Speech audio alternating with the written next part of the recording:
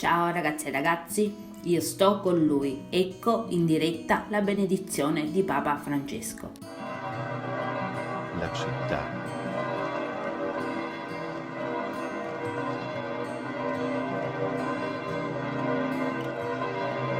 Sono stato ancora davanti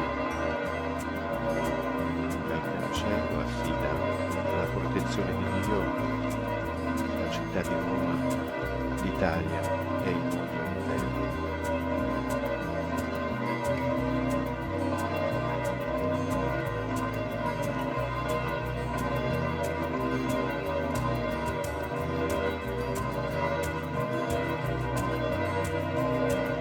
Questo momento ritorna.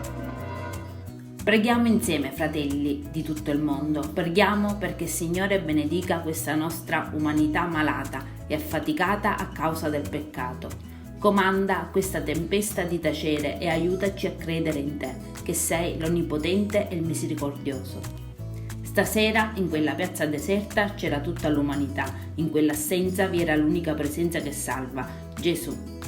Rimarrà nella storia questo tempo di preghiera così intenso e forte e le parole del Santo Padre che hanno gridato a Dio la sofferenza del mondo con una delicatezza colma di speranza.